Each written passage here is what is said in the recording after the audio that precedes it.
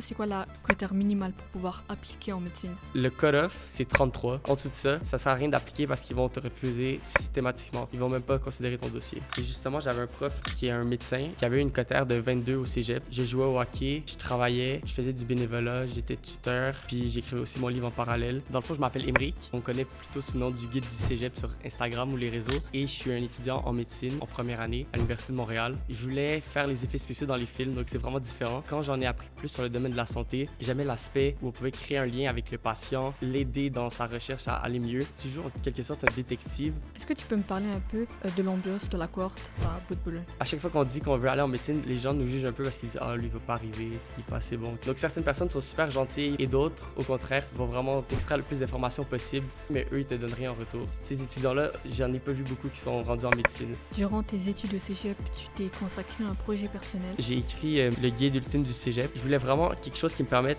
de me démarquer des autres étudiants et j'ai trouvé aucun livre sur le cégep. Quand j'ai regardé toute l'information qu'il y avait, il manquait vraiment beaucoup de choses. Bonjour à tous les étudiants. Aujourd'hui, nous sommes dans le tout premier épisode du podcast. Nous avons un très bon invité. Aujourd'hui, on accueille un étudiant en médecine. Émeric, est-ce que tu peux te présenter? Oui, merci Rachel de me recevoir aujourd'hui, ça fait plaisir. Dans le fond, je m'appelle Émeric et on connaît plutôt sous le nom du guide du cégep sur Instagram ou les réseaux. Et je suis un étudiant en médecine en première année à l'Université de Montréal. Et j'ai fait mon cégep à Bois-de-Boulogne en 2 ans. Super. Donc là, est-ce que tu peux nous parler un peu de ton expérience brièvement en tant qu'étudiant à l'Université de Montréal? Oui, donc en tant qu'étudiant en médecine, à date, j'aime vraiment mon expérience, j'aime beaucoup le programme. Puis c'est un plaisir d'être là aujourd'hui à en discuter davantage. Avant de commencer le programme de médecine, qu'est-ce qui t'intéressait particulièrement? Le programme de médecine, il faut savoir que j'ai pas toujours voulu aller en médecine. Quand j'étais plus jeune, je voulais faire les effets spéciaux dans les films, donc c'est vraiment différent. Mais j'avais ce sens de créativité, puis je pense que ça se retrouve un peu aujourd'hui dans les vidéos que je fais. Donc j'ai toujours aimé cet aspect-là. Mais quand j'en ai appris plus sur le domaine de la santé, j'aimais l'aspect où on pouvait créer un lien avec le patient, on pouvait l'aider dans sa recherche à aller mieux. Et aussi, ce que j'aimais beaucoup, c'est que tu joues en quelque sorte un détective. Tu poses des questions aux patients pour savoir est-ce que c'est cette maladie-là, est-ce que c'est l'autre maladie. Donc, tu es vraiment en train de collaborer avec le patient pour l'aider à aller mieux. Est-ce que tu peux me parler du secondaire? Donc, tu es allé à quel secondaire? Puis un peu de ton expérience en tant qu'étudiant là-bas. C'était quoi en fait? C'était quoi le Émeric du secondaire?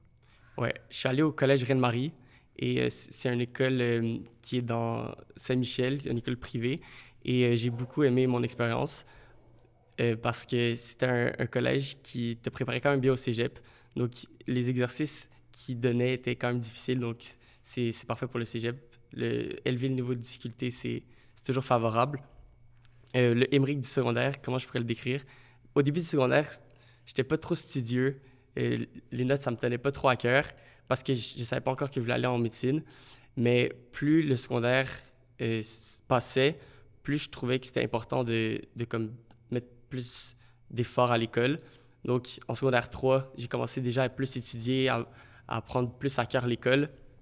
Puis ensuite, en secondaire 4, j'avais déjà de meilleurs résultats parce que j'employais plus de méthodes d'études qui sont prouvées. Mais encore une fois, je ne passais pas encore assez de temps pour avoir les résultats optimaux. Et en secondaire 5, c'est là où j'ai vraiment commencé. Je me suis dit, si je ne développe pas mes méthodes d'études maintenant au cégep, je vais le regretter. Donc, j'ai mis le paquet. Et même encore au secondaire 5, je n'étais pas encore optimal. Donc, c'est vraiment pour ça que j'ai écrit mon livre. C'est parce que j'ai découvert tellement de choses à travers mon parcours que je veux les partager avec les autres étudiants. Est-ce que quand tu étais au secondaire, tu savais déjà que tu voulais faire médecine? Oui, dans le fond, c'est en secondaire 3 que j'ai un peu eu ce déclic, que je voulais aller en médecine. Puis quand j'étais au cégep, j'ai fait du bénévolat dans un hôpital pour comme, confirmer l'intérêt que j'avais. Parce que je me suis dit, ce que je connais de la médecine, c'est un peu ce qui est stéréotypé. Mais est-ce que sur le terrain, j'aime vraiment ça?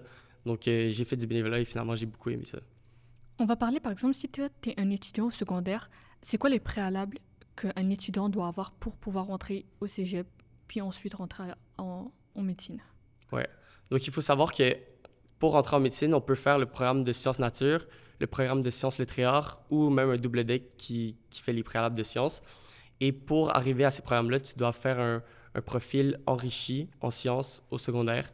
Donc, si tu prends le profil histoire, tu ne pourras pas aller dans, par exemple, sciences nature.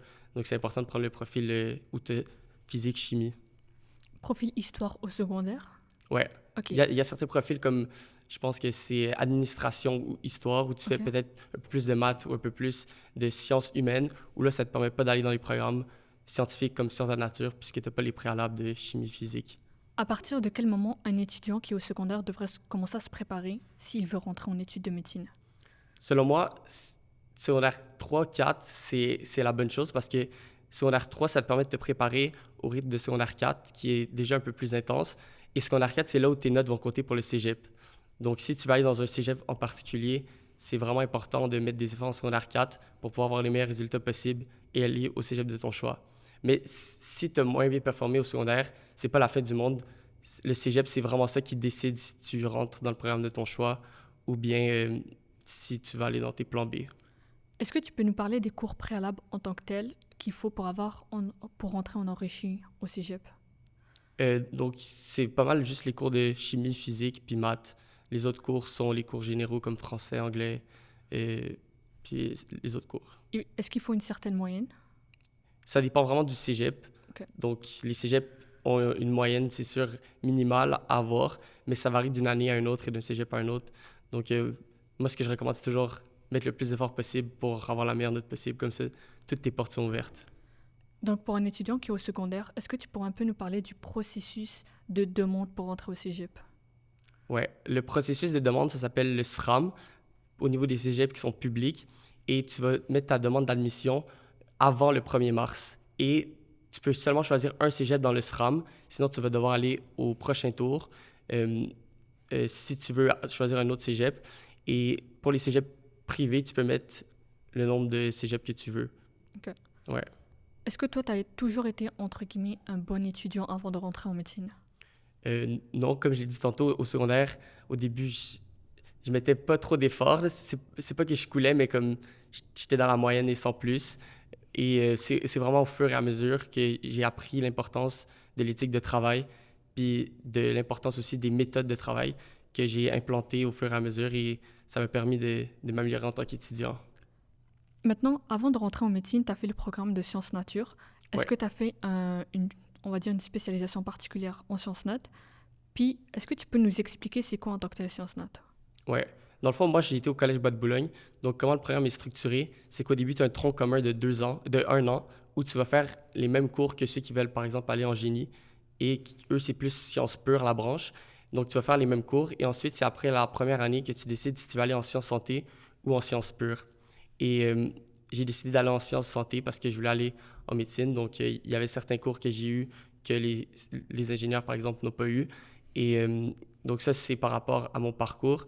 Concernant Sciences de la nature, c'est un programme qui permet d'aller dans pas mal tous les programmes en santé universitaire, même des programmes comme droit qui peuvent aussi être accessibles par Sciences Nat.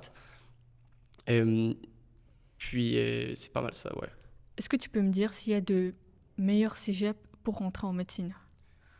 Le cégep a un impact sur, on pourra en reparler tantôt, un impact sur la cotère. On pourra le plus nuancer ça tantôt. Mais les cégeps qui ont une réputation d'avoir de forts étudiants, ils sont favorables pour avoir de meilleures notes, de meilleures cotères, je veux dire, donc de rentrer en médecine. Mais l'effet n'est pas aussi grand qu'on le pense, quoi qu'il est présent. Ok. Est-ce que tu connais une liste à peu près des recommandations de cégep qui sont plus favorables pour des programmes comme médecine, le droit ou d'autres programmes contingentés? Au niveau des cégeps, Ouais. ouais.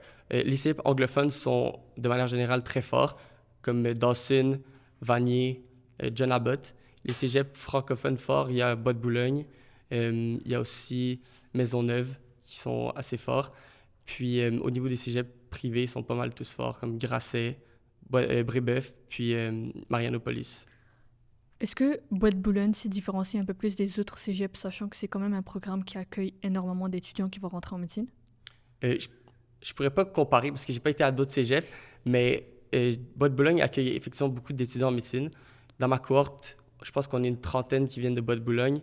Il y a aussi d'autres étudiants qui vont à d'autres universités qui sont allés à Bois de Boulogne en médecine. Puis, ouais, il y a beaucoup d'étudiants qui proviennent de Bois de Boulogne qui sont allés en médecine.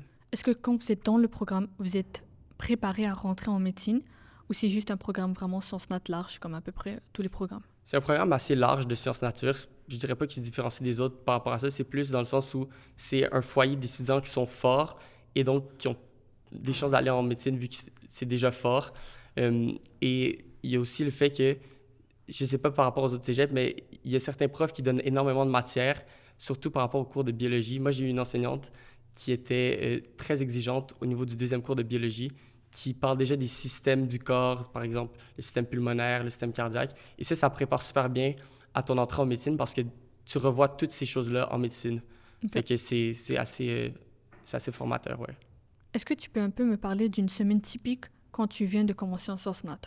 Ouais. Je me rappelle la première journée de sciences nat, elle était vraiment longue parce que j'étais habitué d'avoir des cours de, par exemple, 8h30 à 15h30.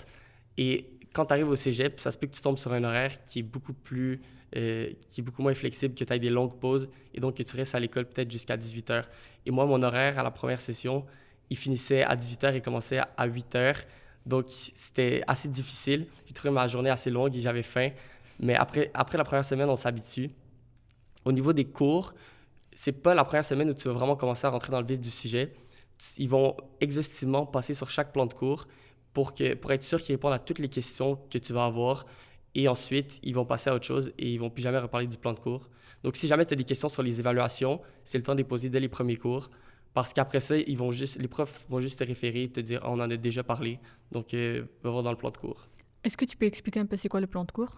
Ouais, dans le fond, le plan de cours, c'est un document qui va être déposé sur Omnivox par tous les enseignants qui dicte un peu c'est quoi les grandes lignes du cours, les évaluations et qui dit, dans le fond, comment va se dérouler la session pour ce cours-là spécifiquement. Ça inclut aussi l'achat des manuels, ça inclut aussi les exercices à compléter parfois. Donc, ça varie d'un prof à l'autre, mais c'est souvent très détaillé pour te permettre de savoir qu'est-ce que le cours veut parler et c'est quoi les dates butoirs. Sciences nat, c'est un pré-universitaire, donc c'est un programme qui dure 2 ans. Et en moyenne, est-ce que tu peux nous dire la charge de cours qu'il y a environ pour chaque session?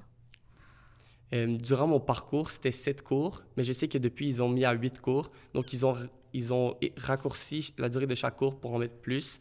Fait que si tu fais ton cégep en 2 ans, tu vas avoir 4 sessions de 8 à 7 ou 6 cours. Et ensuite, tu vas pouvoir finir ton cégep puis aller à l'université. Mais tu peux décider de rallonger ton parcours en mettant moins de cours par session. Ça, c'est aussi faisable. Il y a plusieurs étudiants qui font ça dans l'optique d'avoir une meilleure cotère. Euh, je ne sais pas si je recommanderais ça ou non. Il n'y a pas vraiment de corrélation entre si tu allonges ton parcours, tu vas avoir une meilleure cotère. C'est pas forcément défini. Il y a des gens qui font en 2 ans et qui performent mieux que les gens qui font en 3 ans. Donc, c'est vraiment d'une personne à l'autre. Est-ce qu'on va dire qu'il y a une sorte de secret caché derrière Sciences Nat en tant que tel? Par exemple, est-ce que les étudiants qui sont avec toi en médecine en ce moment, qui viennent de Bois-de-Boulogne, c'était des étudiants qui ont fait leur parcours en 2 ans, qui ont fait leur parcours en 3 ans, qui avaient des petites sessions, qui avaient des grandes sessions? La majorité des gens que je connais, ils l'ont fait en 2 ans. Il y a quelques personnes en 3 ans, mais comme quoi, c'est pour dire que le faire en 3 ans, c'est pas forcément quelque chose qui va te garantir une meilleure cotère. Même que dépasser 3 ans, si tu fais ton cégep par exemple en 4 ans, je sais qu'à l'Université de McGill ou même l'Université de Montréal, ils peuvent te refuser juste parce que tu as allongé trop ton parcours en médecine. Fait que ça, c'est des choses à prendre en compte aussi. Mais il n'y a pas, je dirais, de secret pour avoir une meilleure cotère. Je dirais, quand tu as moins de cours, tu vas peut-être un peu plus procrastiner vu que tu as plus de temps. Fait que ça fait un effet Contraire. paradoxal, ouais. Environ par session, tu as, disons, 7 cours. Combien d'heures, combien de temps? À quoi devrait ressembler l'horaire en fait d'études d'un étudiant? Je dirais que pour chaque cours, tu vas devoir dépenser 1 heure pour 1 heure de cours. Fait qu'admettons, tu as un cours de 3 heures de chimie. euh, En moyenne, à la maison, tu vas devoir faire 3 heures de travail pour pouvoir bien comprendre, bien assimiler la matière. Mais encore une fois, ça dépend d'un cours à l'autre parce que pour anglais ou français, souvent, le professeur va juste revenir sur des notions de littérature ou d'autres choses. Donc, pas besoin vraiment de dépasser autant de temps. C'est juste en moyenne, pour 1 heure de cours, tu as 1 heure de travail à la maison. Est-ce que tu peux me parler un peu de l'ambiance de la cohorte pour faire Sciences Nat à Bout-de-Boulogne? À Haute-Bologne, il y a vraiment une ambiance qui est mélangée. Donc, certaines personnes sont super gentilles, ils vont te partager leurs notes, vont vouloir être amis avec toi. Et d'autres, au contraire, ne partagent pas leurs notes de cours et vont vraiment essayer de t'extraire le plus d'informations possible pour pouvoir, eux, bien performer, mais eux, ils te donnent rien en retour. Donc ça, c'est des gens que je crois qui font les mauvaises choses parce que c'est pas en gardant les informations pour toi que tu vas bien réussir. Et la preuve, ces étudiants-là, j'en ai pas vu beaucoup qui sont rendus en médecine. Il faut Est-ce que, adopter un meilleur état d'esprit de partage. est-ce que tu peux me parler un peu des cours que tu peux retrouver en sciences nat? Ouais, il y a les cours spécifiques, tu as les cours de chimie, les cours de biologie, les cours de physique et de maths. Sinon, c'est les cours du cheminement normal comme français, anglais, philosophie. Est-ce que tu peux me parler un peu des mythes derrière Bois de Boulogne, qu'on Ouais, entend quand on est au secondaire? ouais. Derrière Bois de Boulogne, on dit tout le temps que, comme j'ai dit tantôt, les gens partagent pas leurs notes de cours, ils vont te saboter.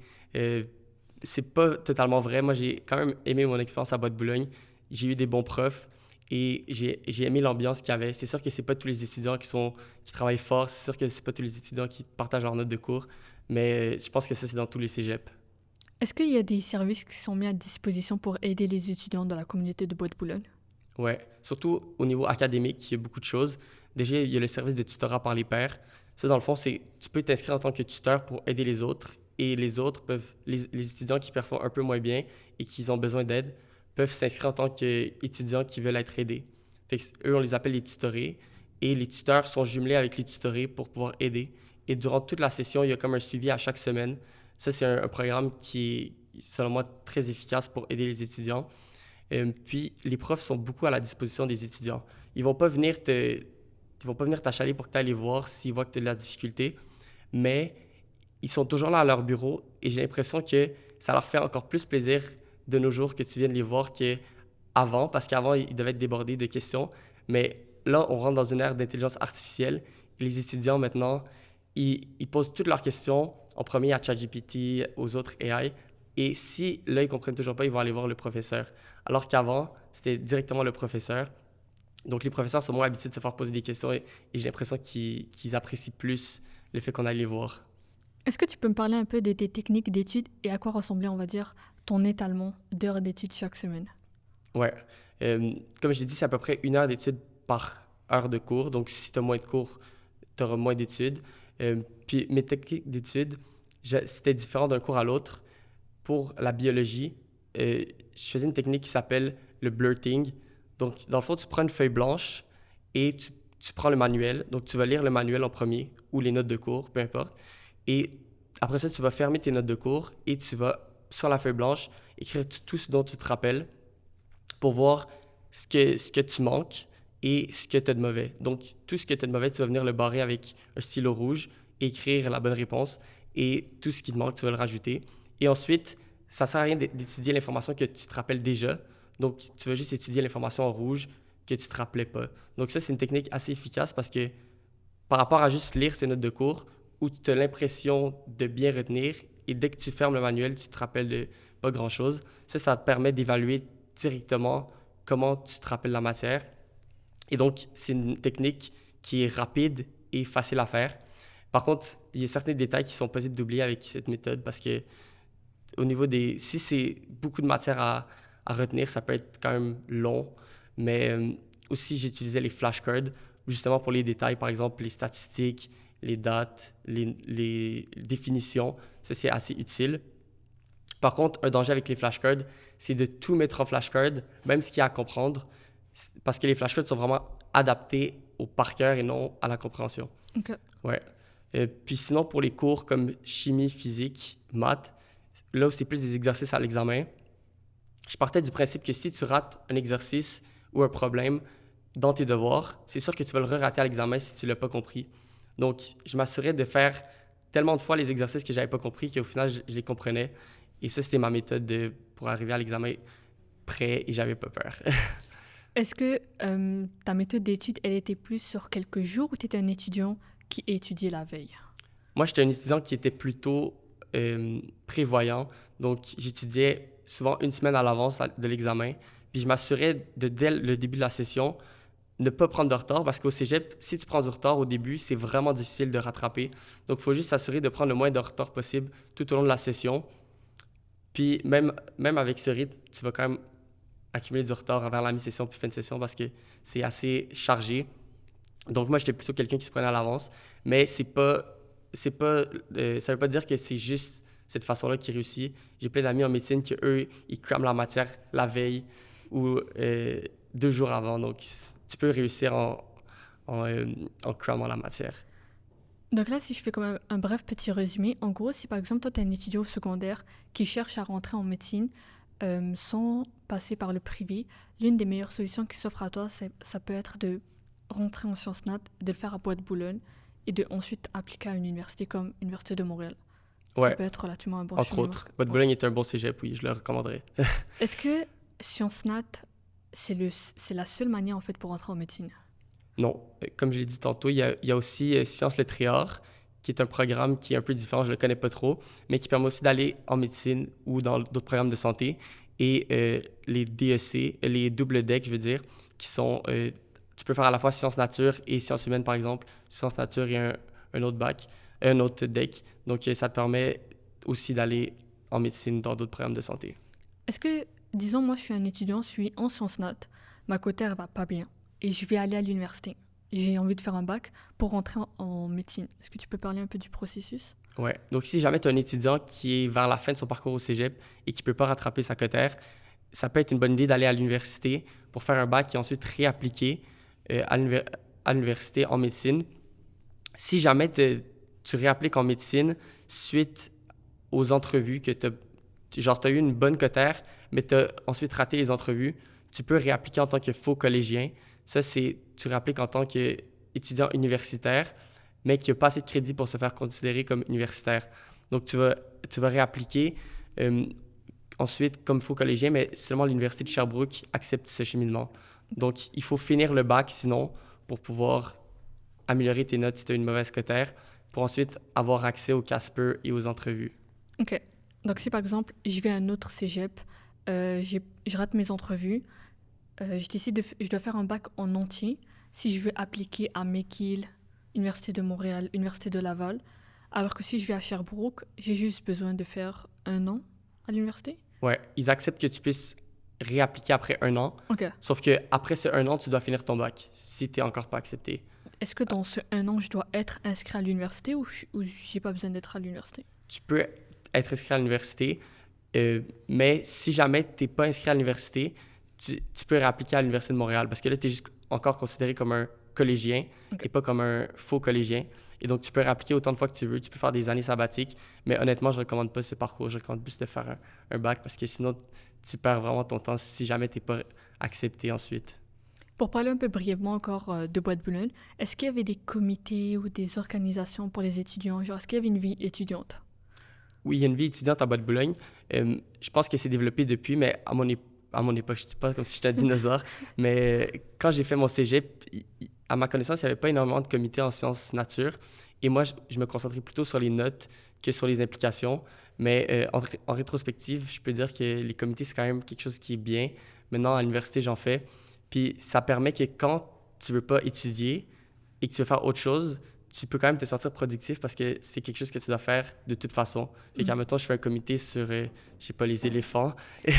Mais quand j'en ai marre d'étudier, mais je vais aller faire mon comité sur les éléphants. Puis, de toute façon, je dois le faire parce que je me suis engagé.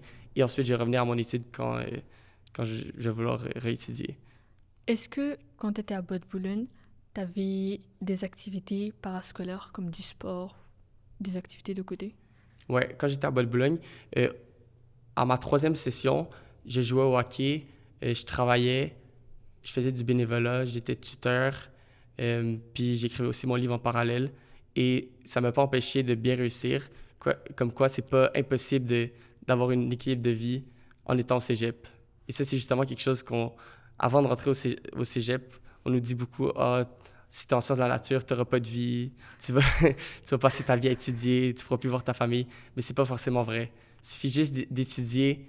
Au lieu d'étudier beaucoup, tu étudies intelligemment.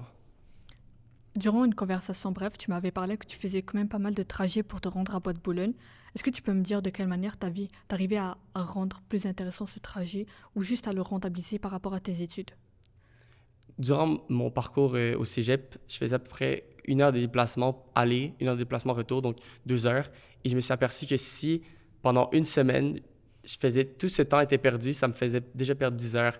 Donc là, j'ai commencé à rentabiliser ce temps-là pour lire les livres de français que mes profs me donnaient, pour faire des flashcards, pour regarder des vidéos explicatives de la matière pour mieux comprendre. Et ça m'a vraiment permis de dégager plus de temps parce que de toute façon, ce temps est perdu. Fait qu'à la maison, j'avais plus de temps pour faire d'autres choses. En sciences nat, est-ce que tu peux me faire un top 3 des programmes les plus populaires chez les étudiants qui veulent rentrer à l'université? Tu parles pour réappliquer en médecine? Non, genre juste à Boîte-Boulogne, Ouais. quand un étudiant fait sciences nat, c'est quoi les 3 programmes qui sont le plus populaires pour appliquer à l'université? OK. Il y a médecine, il y a médecine dentaire, pharmacie aussi est assez contingentée. Euh, puis ingénierie aussi, c'est quand même convoité. Est-ce que les étudiants entre vous, vous vous dites que vous voulez faire médecine? Donc, c'est quelque chose qui est assez tabou. Ok. Je pense que ça vient d'un certain ego académique. Donc, à chaque fois qu'on dit qu'on veut aller en médecine, les gens nous jugent un peu parce qu'ils disent «Ah, lui, il va pas arriver. Lui, il est pas assez bon», quelque chose comme ça. Donc là, les gens disent pas il va aller dans quel programme et même ils nous induisent en erreur. Par exemple, il y a des gens qui m'ont dit «Moi, je vais aller en génie». Et finalement, ils sont en médecine aujourd'hui. C'est juste qu'ils voulaient pas dire qu'ils voulaient aller en médecine pour pas perdre la face si jamais ils sont refusés. Est-ce que avant d'appliquer, vous aviez quand même, genre au cas où vous vous dites, je vais appliquer à plusieurs programmes, ou c'est vraiment vous vous dites, Université de Montréal, je mise tout là-dedans? Ouais, justement, il y a beaucoup de gens qui appliquent dans plusieurs programmes. Moi, j'avais appliqué en médecine dentaire, en pharmacie, en physiothérapie et même en génie biomédical. J'avais appliqué dans plein de programmes parce que je me suis dit, si jamais je suis refusé, au moins je vais avoir des plans B. Je ne vais pas skipper une année à rien faire. Fait que c'est ça que j'avais fait. Puis si j'avais à le refaire, c'est ça que je referais aussi. Juste avant la période d'admission, est-ce que tu peux me parler un peu, on va dire, de la tension quand vous êtes en sciences nat, fin de parcours? Comment c'est la cohorte? Vous vous parlez entre vous? Est-ce que vous dites, ouais, tu vas aller à quel programme? Ou c'est vraiment, on ferme la bouche et personne ne se dit qu'est-ce qu'il veut faire? Je dirais qu'on ne s'est jamais autant parlé parce que là, ça faisait comme un sujet de conversation qui est global. On pouvait tous se parler, ah, toi, tu vas dans quel programme, t'as appliqué dans quoi. Puis je pense que c'est là où les tabous tombaient. C'est là où on avouait qu'on voulait vraiment aller en médecine. Et puis aussi, on se préparait ensemble pour les différents tests d'entrevue, pour les tests comme le test Casper. Et ça faisait du bien de voir ça parce que c'est enfin comme quelque chose qu'on pouvait dire.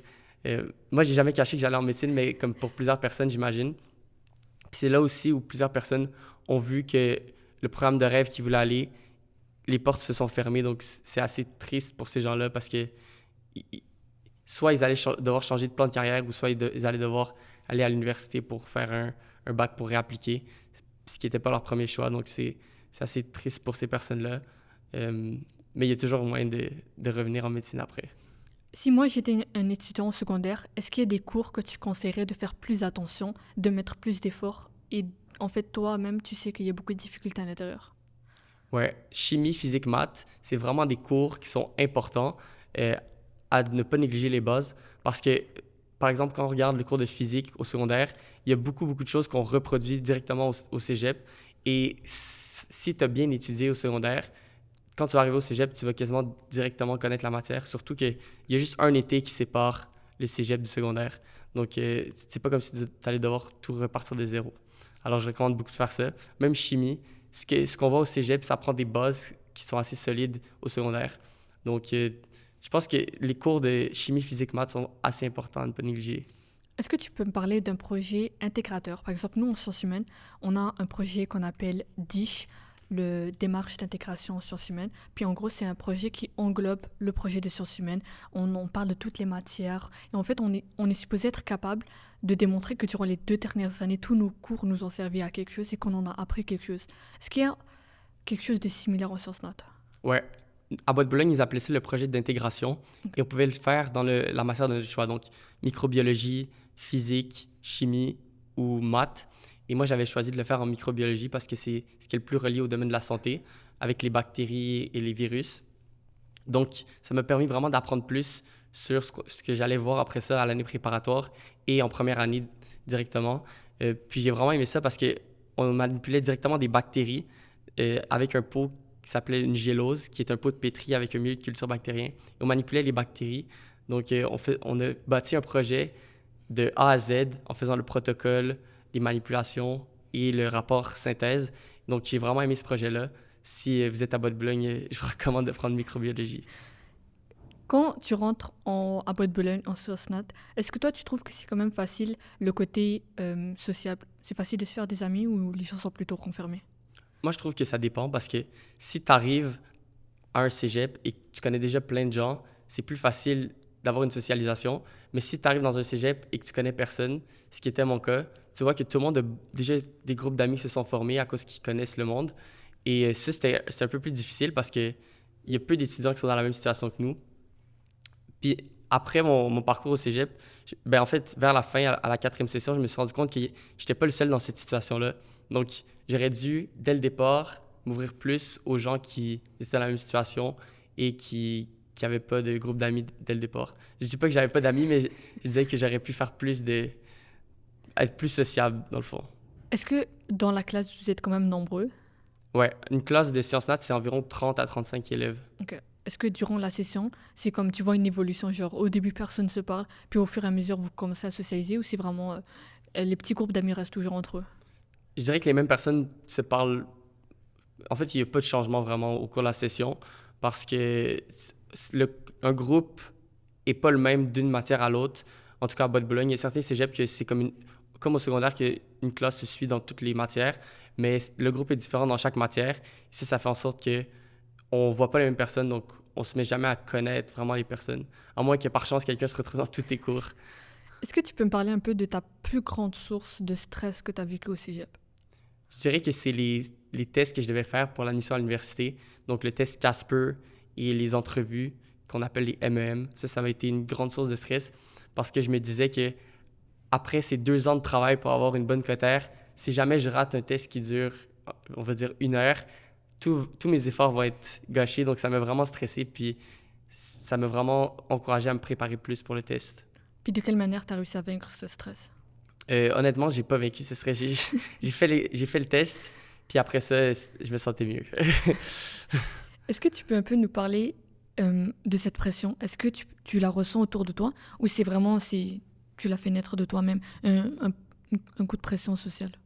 Je dirais que la pression était pas mal intrinsèque plutôt qu'extrinsèque parce que mes parents m'ont jamais vraiment mis de pression pour que j'aille dans un programme en particulier. Eux, ce qu'ils valorisaient, c'était plus les efforts. Donc, moi, ce que je voulais, c'était vraiment aller en médecine et je me disais, si j'y arrive pas, je vais vraiment être déçu. Alors, c'est de là que ça venait cette pression-là. Parce que je voyais à quel point mon parcours allait être différent si jamais je dois faire un bac pour réappliquer ensuite en médecine. Et c'est ça qui me causait le plus de stress. On va parler un peu de Quater. Est-ce que tu peux déjà m'expliquer c'est quoi, brièvement? Oui, la cotère, plutôt que de comparer les notes entre chaque cégep pour l'admission à l'université, ils se sont dit que ça serait plus fiable de comparer un indicateur qu'ils ont créé qui s'appelle la cotère, qui permet de comme standardiser une note pour voir à quel point tu te démarques d'un groupe au niveau de ta performance académique. Et cette note varie de 0 à 50 et elle est calculée à chaque session. Et c'est pas, toi, tu peux pas la calculer, c'est seulement le bureau de coopération interuniversitaire que eux s'occupent de calculer ta cotère. Ils vont la transmettre via Omnivox. Et la cotère est vraiment compliquée. J'en parle un peu dans mon livre, mais c'est un calcul hyper complexe qui comprend plusieurs variables, notamment ta note, la moyenne de ton groupe, l'écart type et la force de ton groupe, ainsi que la dispersion de la force de ton groupe. Donc, il y a plusieurs éléments qui sont assez difficiles à comprendre. Puis, c'est justement pourquoi j'en parle exactement dans mon livre. Est-ce qu'il y a des points majeurs pour avoir une bonne cotère? Oui, je dirais que c'est pas vraiment le temps d'étude qui compte, c'est plutôt la manière dont tu étudies. Parce que si tu fais juste lire le manuel, comme je disais tantôt, les chances que tu te rappelles de toutes les informations à l'examen, c'est vraiment faible.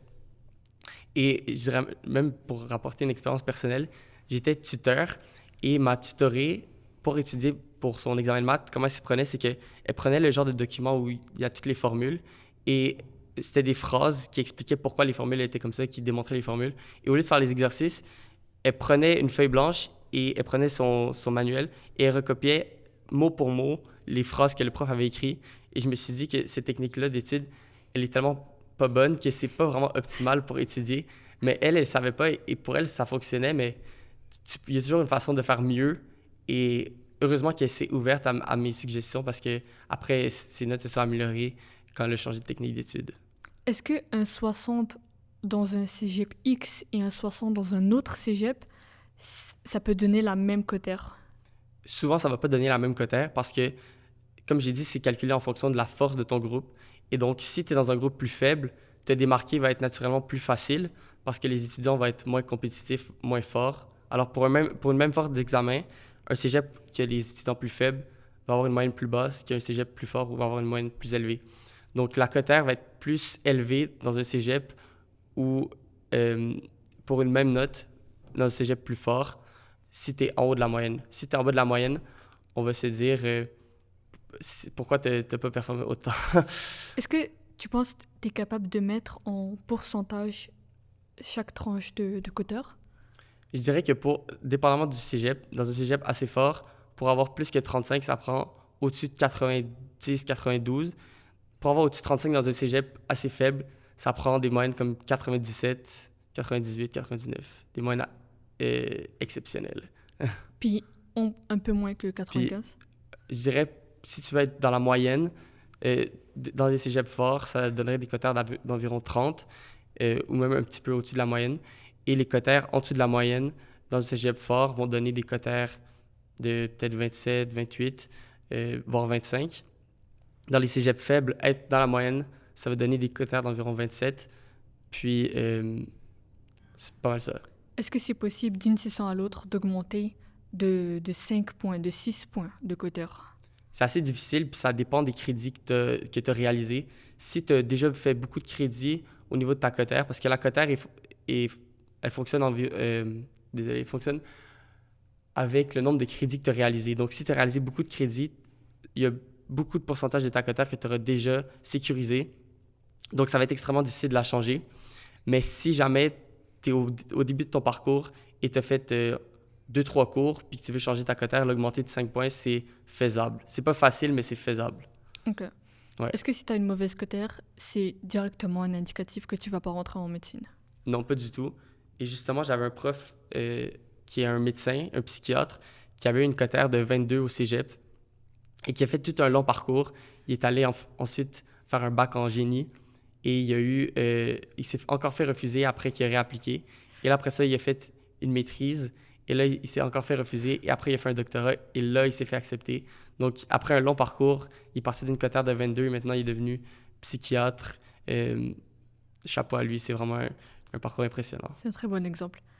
On va parler un peu du côté des finances. Est-ce que toi, en tant qu'étudiant, tu es quand même allé dans un sujet public? Tu peux nous parler, ça coûte à peu près combien ta session, puis les charges qui viennent avec? Ouais, les sessions sont pas très chères. C'est environ 200 à 300 dollars, comparé à l'université où ça peut être 2500 à 3000 dollars. Fait que c'est vraiment pas cher. Et puis les frais associés, il y a les manuels. Puis c'est pas la seule chose à acheter, à part le transport, comme la carte puce ou une voiture. Est-ce que durant ton parcours en Sciences Nat, est-ce que tu as financé toi-même tes études ou tu as eu soit des subventions ou de l'aide familiale? Mes parents, ils avaient mis des sous de côté quand j'étais plus jeune. Donc, c'est l'aide de mes parents qui a permis de financer mes études. Est-ce que tu conseilles à des étudiants de travailler à temps partiel pour se payer leurs études ou c'est vraiment mieux de se concentrer à 100% sur les études?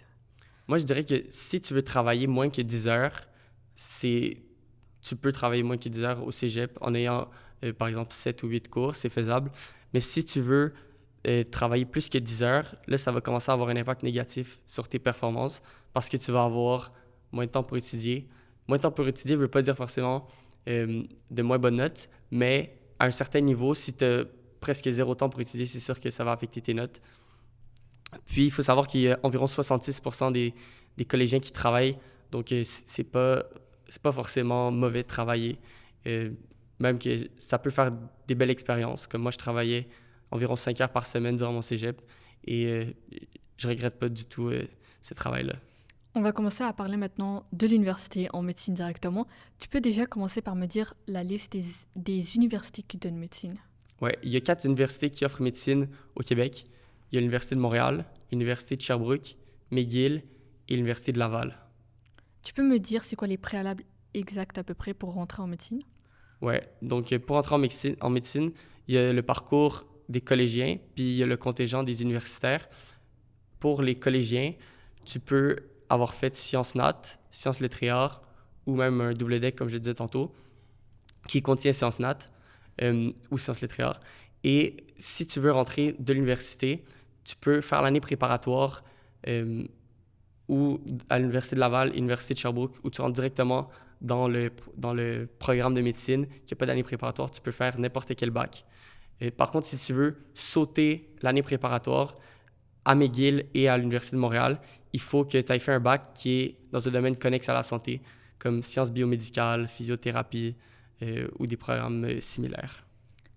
Avant le moment d'admission à l'université, est-ce que tu peux me parler des tests que vous devez passer? Oui, donc la première étape, ça s'appelle le test Casper, qui est un test de jugement situationnel. Dans le fond, c'est un test en ligne qui dure entre 1 heure et 1 heure 30. Donc, c'est un test qui n'a pas d'évaluateur devant toi et qui vise à pas développer, mais évaluer tes compétences de communication, de travail d'équipe, de professionnalisme, ton jugement éthique et plusieurs autres compétences qui ne sont pas évaluables par les notes ou par le facteur académique. Donc, maintenant qu'ils savent que tu es un étudiant qui travaille bien, qui a une bonne cotère, ils veulent voir est-ce que tu es quelqu'un qui a une personnalité qui pourrait convenir à celle d'un médecin ou celle d'un physiothérapeute, d'un pharmacien. Donc, c'est un test qui est utilisé dans plusieurs programmes pour l'admission et c'est un test pour évaluer ton niveau, comme je dis, de professionnalisme, d'empathie, de collaboration, de travail d'équipe. Et comment ça fonctionne le test? C'est qu'il y a 2 sections. Il y a la section vidéo, donc tu vas lire le scénario. D'ailleurs, le scénario peut soit être une vidéo que tu écoutes avec un problème qui se passe ou un texte, un court texte que tu lis. Et ensuite, après que tu as lu le scénario ou visionné la vidéo, il y a comme une vidéo de toi qui va se lancer où ça va t'enregistrer, puis là, tu vas devoir répondre aux questions.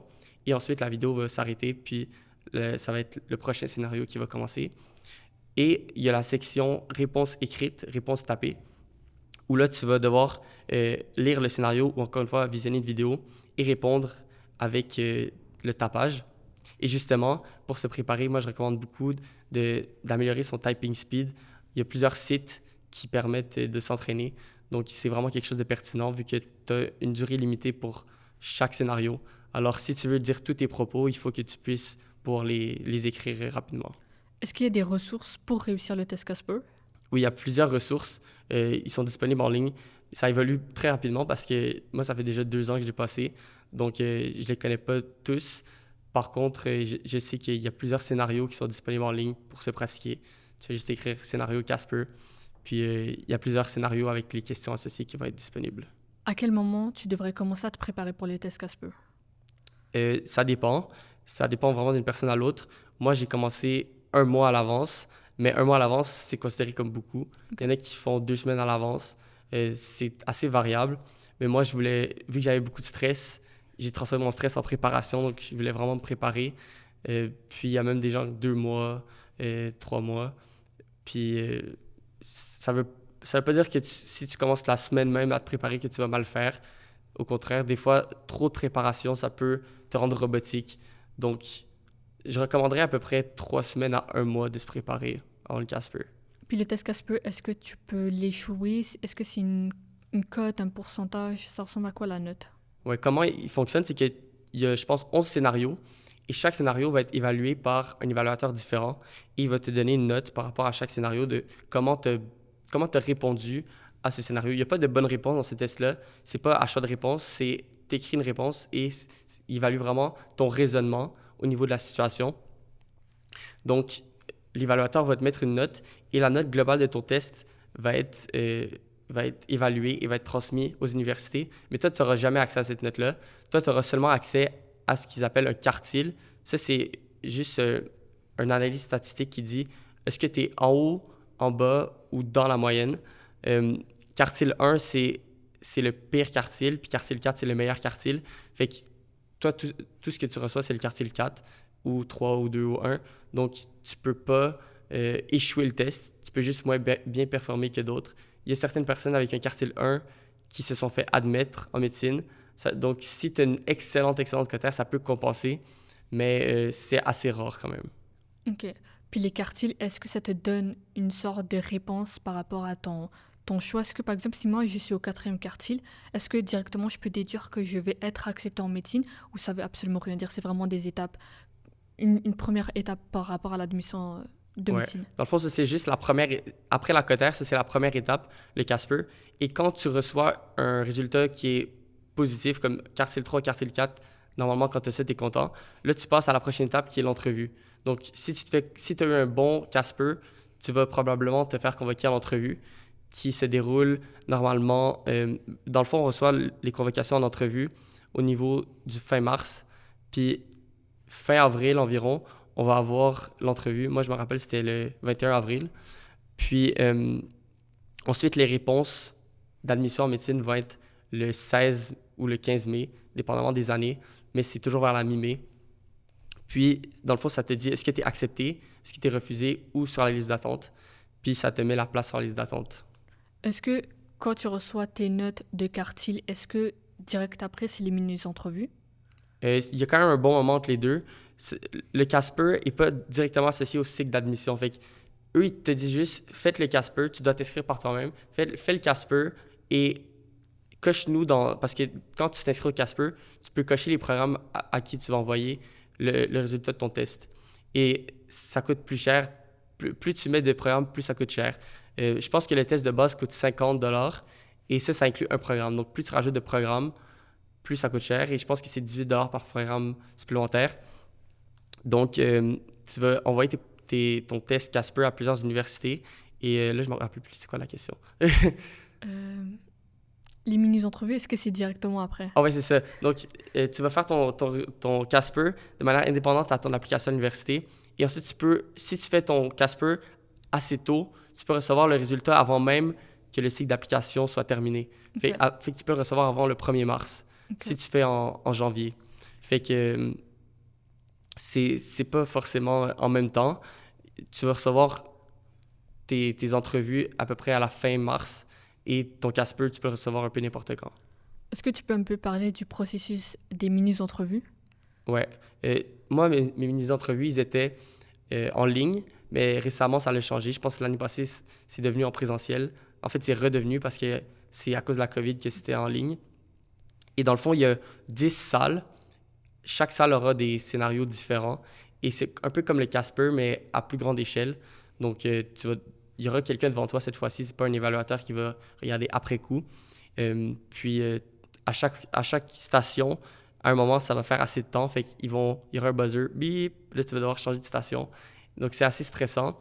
Mais si tu rates une station, il ne faut pas que tu t'arrêtes en te disant que c'est bon, j'ai raté, je serai refusé de médecine. C'est normal de rater une station.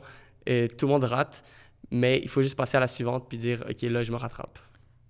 Est-ce que tu peux me parler un peu de ce qui se passe dans les mini-entrevues? Concernant le contenu des mini-entrevues, on n'a pas le droit d'en parler parce qu'on a tous signé un contrat de confidentialité pour ne pas en parler. Ouais. OK. Ça veut dire, si c'est un papier que vous signez avant même de faire l'examen, comme quoi vous n'avez pas le droit de divulguer les informations qui vont être à l'intérieur? Ouais. OK. Puis les mini-entrevues, est-ce qu'il y a un résultat à la fin? Oui. Quand tu reçois ton admission, il y a certaines universités qui donnent directement le résultat. Ouais. Puis les résultats sont pas très instinctifs, dans le sens que ils vont souvent tourner autour de 500. 500, c'est la moyenne. Okay. En bas de 500, c'est un peu moins bon, c'est en dessous de la moyenne. Puis en haut de 500, c'est bon signe. Et ils font les résultats en sorte que 500, c'est la moyenne, et 550, c'est la moyenne plus l'écart type. Fait que l'écart type est de 50, et les résultats sont disponibles sous cette forme. Est-ce que tu peux me dire à peu près c'est quoi la cotère minimale pour pouvoir appliquer en médecine? Ouais, le cut-off, la cotère où en dessous de ça, il te refuse, c'est 33. Donc, si tu as 33.001, c'est correct. Si tu as 33,000, c'est correct. Mais en dessous de ça, ça ne sert à rien d'appliquer parce qu'ils vont te refuser systématiquement. Ils ne vont même pas considérer ton dossier. Est-ce que tu peux me parler de faire médecine, mais les différences par rapport à chacune des universités? Ouais, donc les universités qui sont à Montréal, il y a McGill et l'Université de Montréal. Et la différence principale, c'est qu'entre ces deux universités, il y en a une qui est francophone et l'autre anglophone, McGill étant celle anglophone. Et l'année préparatoire est quand même différente. Celle de l'Université de Montréal, on rentre plutôt dans le vif du sujet à faire des cours plutôt reliés à la médecine, alors que l'Université de McGill vont faire des cours qui sont semblables à ceux du cégep. Donc, oui, ils vont toucher un peu au domaine médical, à la biologie, mais ils vont aussi avoir des cours comme, par exemple, je connais des gens qui avaient des cours d'allemand ou des cours comme ça. Nous, c'est principalement juste axé vers la médecine, bien qu'on ait eu des cours de philosophie puis anthropologie, mais c'était toujours relié à la médecine. OK. Puis, au niveau des universités qui sont à l'extérieur de Montréal, il y a l'Université de Laval, l'Université de Sherbrooke. L'Université de Sherbrooke, tu peux le faire en 4 ans, et l'Université de Laval, tu peux le faire en 4 ou 5 ans. Donc ça, c'est les principales différences entre les universités. Est-ce qu'il y a des années préparatoires dans toutes les universités? Non, seulement à McGill et à l'Université de Montréal. OK. C'est-à-dire, si je vais à Sherbrooke, j'ai pas d'année préparatoire, mon parcours, il va durer 4 ans? Exact. Puis, est-ce que ça change quelque chose en tant que tel de pas faire l'année préparatoire? Sherbrooke, ils ont une exposition clinique assez précoce, donc ils vont voir les patients très tôt dans leur parcours. Il y en a qui disent que c'est bien, il y en a qui disent que c'est pas bien. Mais eux, ils vont finir en 4 ans. Je pense que c'est un peu plus intensif que nous. Puis ils vont pouvoir accéder à la résidence, qui est comme la spécialisation, juste après les 4 ans. Et nous, c'est après les 5 ans. OK. Ouais. Est-ce qu'il y a des universités de médecine plus difficiles à intégrer que d'autres, ou elles sont vraiment tous sur le même seuil? Ça dépend des critères d'admission. Il y en a que tu peux dire qu'ils sont plus faciles à intégrer parce qu'ils considèrent moins la cotère, ou d'autres plus difficiles parce que ça dépend vraiment de ton dossier académique. Mais à l'Université de Laval, dès que tu as plus que 33, ils ne regardent plus ta cotère. Ils vont juste regarder ton CASPER pour te convoquer aux entrevues. L'Université de Sherbrooke accorde beaucoup d'importance à la cotère. L'Université de Montréal, c'est assez balancé. Puis McGill, c'est le seul campus ou la seule université qui va regarder ton CV. Donc, OK. il y a une petite partie qui est reliée à ton CV et tes implications. Mais c'est la seule université. Tu peux me parler un peu, là maintenant, tu as terminé ton année préparatoire. Tu peux me dire un peu qu'est-ce que vous faites durant cette année? Ouais, l'année préparatoire, c'est une année qui est quand même théorique. On n'a pas beaucoup d'exposition avec les patients puis en clinique, qui sert à un peu uniformiser les bases pour s'assurer que quand les gens rentrent en médecine, tout le monde soit sur le même piédestal, puis que tout le monde puisse avoir les compétences nécessaires pour bien performer, bien intégrer la matière. Ce qui est différent avec la première année de médecine, c'est que dès que tu vois la matière, tu ne vas plus la revoir. Fait que si tu as un cours sur la biologie cellulaire, tu vas faire ton examen et tu ne vas plus en reparler. Alors qu'en première année, c'est plutôt des informations cliniques qu'on apprend. Donc, on apprend les symptômes, les maladies, les traitements. Et quand on apprend quelque chose, on va le réutiliser, on va dire 1 mois plus tard, 2 mois plus tard, parce qu'on a l'habitude de revoir la matière, que ce soit lorsqu'on voit des patients ou que ce soit dans les séances de révision. Est-ce que c'est possible d'échouer l'année préparatoire? Oui, c'est possible d'échouer l'année préparatoire. Dans le fond, les critères pour réussir l'année préparatoire, c'est de passer chaque cours avec plus que 60 et d'avoir comme moyenne globale 70 quand on fait la moyenne de tous les cours. Donc, si tu n'as pas ces exigences-là, tu ne peux pas reprendre un cours, tu dois tout refaire ton année préparatoire. Et je pense que ça dépend il y a un comité académique qui regarde ton dossier puis qui évalue est-ce que cette personne pourrait refaire l'année préparatoire ou non. Certaines personnes sont tellement en bas qu'ils sont malheureusement exclus du programme, mais les gens qui sont exclus à l'année préparatoire, c'est très, très, très rare. Et même les gens qui reprennent, il n'y en a presque aucun. Est-ce que c'est un peu comme le cégep? Est-ce que je peux rentrer, voir que c'est trop difficile, abandonner et revenir à la prochaine session? Non, si tu abandonnes, tu pourras pas refaire ton année. Dans le fond, c'est comme s'il y a un gros train qui passe d'une ville à l'autre et si tu sors du train, le train va pas repasser. Fait que tu peux reprendre ton année préparatoire si jamais tu échoues un cours ou si jamais ça se passe un peu moins bien et qu'il y avait une circonstance atténuante, par exemple un deuil ou une maladie. Mais tu peux pas, par exemple, abandonner parce que c'est trop dur et revenir. Et aussi, j'ai pas précisé, mais quand tu rentres dans l'année préparatoire, tu es directement admis en première année de médecine. Donc, tu n'as pas besoin de faire l'admission encore. Quand tu es admis à l'année préparatoire, c'est comme si tu es en médecine. Tu n'as pas besoin de refaire un cycle d'admission. Est-ce que c'est des horaires relativement chargés qui t'empêchent de, on va dire, faire d'autres préoccupations que les études, ou tu dois vraiment te donner à 100%? À l'année préparatoire ou en médecine en général? L'année préparatoire. L'année préparatoire, le rythme est assez chargé à l'Université de Montréal, mais c'est toujours le même rythme. Dans le sens qu'on a des examens à chaque 2 semaines, mais c'est toujours à chaque 2 semaines. Donc, il n'y a pas de mi-session, il n'y a pas de fin de session, il n'y a pas de début de session, c'est que la même chose. Ça a ses avantages et ses inconvénients. Donc, à chaque 2 semaines, c'est comme si tu passes complètement à autre chose. et que c'est bon, j'ai fini cette matière, on la revoit plus et on passe à autre chose. Donc, ça te laisse du temps pour avoir une vie sociale, ça te laisse du temps pour faire des implications et faire du sport. Donc, c'est assez bien. Est-ce que tu peux me parler un peu des coûts d'études que tu fais en médecine? Le nombre d'argent que Ouais. ça coûte à peu près 2500 à 3000 par session. Et quand tu arrives en première année, tu dois débourser de l'argent pour acheter un stéthoscope, puis d'autres équipements. Donc, ça coûte à peu près 400 $ pour tous ces équipements-là. Puis après ça, tu auras pu aller racheter. Ça va être déjà acheté. Il n'y a pas d'autres équipements. Est-ce que tu as commencé à t'impliquer soit dans du bénévolat ou dans des activités tout en étant en médecine? Ouais. Dans le fond, je faisais du bénévolat au cégep. Et ça m'a beaucoup aidé à confirmer mon choix de carrière. Et en arrivant en médecine, il y a beaucoup de gens qui valorisent. En fait, la compétitivité, elle est plus au niveau des notes, mais au niveau des implications parce que les notes ne sont pas comptées dans la résidence. Dans le fond, on reçoit seulement nos notes à l'année préparatoire et en première année de médecine, c'est succès ou échec. Donc, on ne voit pas nos notes. Alors, il n'y a plus de compétitivité à ce niveau-là, mais plus à un niveau d'implication, de recherche qui est beaucoup valorisé en médecine. Est-ce que c'est toi qui fais ton horaire pour rentrer tes cours ou c'est vraiment quelqu'un d'autre? Non, c'est pas nous qui font l'horaire. À l'Université de Montréal, on appelle cette personne TGDE. Je ne sais pas si ça s'appelle comment dans les autres universités, mais dans le fond, c'est celle qui est responsable des dossiers étudiants. Alors, elle va faire l'horaire pour le programme, pour l'année préparatoire, disons, et tout le monde va avoir le même horaire. Donc, toute la cohorte de 220 personnes à l'année préparatoire va avoir le même horaire. Donc, si c'est un cours le lundi à 8h30, toute la cohorte va être là. OK. Ouais. Est-ce que toi, tu trouves qu'il y a des choses en particulier qui font que l'Université de Montréal est une bonne université pour faire médecine? Ouais, ben là, je suis un peu biaisé parce que je suis pas allé aux autres universités, je les connais un peu moins que l'Université de Montréal, mais j'aime bien le fonctionnement de nos cours.